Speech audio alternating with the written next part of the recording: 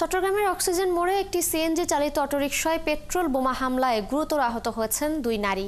গুরুতর অবস্থায় তাদের ঢাকায় পাঠানো হয়েছে। প্রত্যক্ষদর্শীরা জানান, রোববার ভোরে অটোরিকশাটি রাউজান থেকে 5 জন যাত্রী নিয়ে কুতুবদিয়া যাচ্ছিল। আতরাই ডিপো এলাকায় পৌঁছালে তাদের লক্ষ্য করে মোটরসাইকেলে আসা 3 যুবক পেট্রোল বোমা ছোড়ে। বিস্ফোরণের কারণ ও জড়িতদের শনাক্তে কাজ করছে পুলিশ। রাজীব বড়ুয়ার প্রতিবেদন।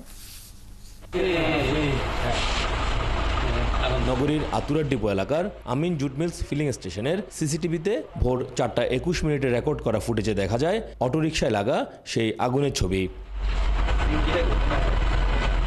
প্রত্যক্ষদর্শীরা জানান, মোটরসাইকেলে 3 যুবক অটোরিকশা লক্ষ্য করে পেট্রোল বোমা ছোড়ে। এতে আহত হয় 2 জন নারী। সিএনজি একটা আসছে, পরে আমি এখানে দাঁড়া হয়েছি, শব্দগুলো শুনিনি, সিলেবেল করতেছি আমরা এখানে দাঁড়া হয়েছি, আমি আর গেটের বাইরে জানি। পরবর্তী সিএনজি চলে গেছে আর আমি আর জানি না স্যার। ঘটনার পর আহতদের চমেক হাসপাতালে বার্ন ইউনিটে ভর্তি করা হলে চিকিৎসকরা জানান, লায়লা ও ঝর্ণা নামে ওই 2 জন নারীর শরীরের অনেকাংশ পুড়ে যাওয়ায় তাদের উন্নত চিকিৎসার জন্য ঢাকায় পাঠানো হয়েছে।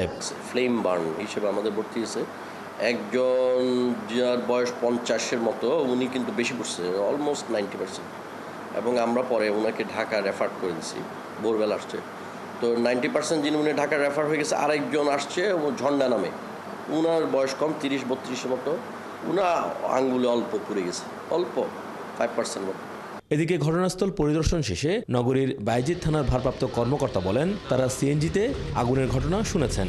এটা পারিবারিক কোন্দল নাকি ছিনতাইয়ের চেষ্টা তদন্ত ছাড়া বলতে পারছেন না। তবে বিস্ফোরণের কারণ ও জড়িতদের শনাক্তে কাজ করছে পুলিশ।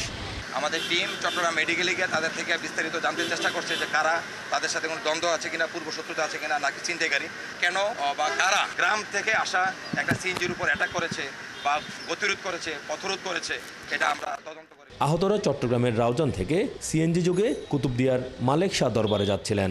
নগরীতে হঠাৎ পেট্রোল বোমা হামলা জনমনে আতঙ্ক তৈরি করেছে। রাজীব বড়ুয়া, 71, চট্টগ্রাম।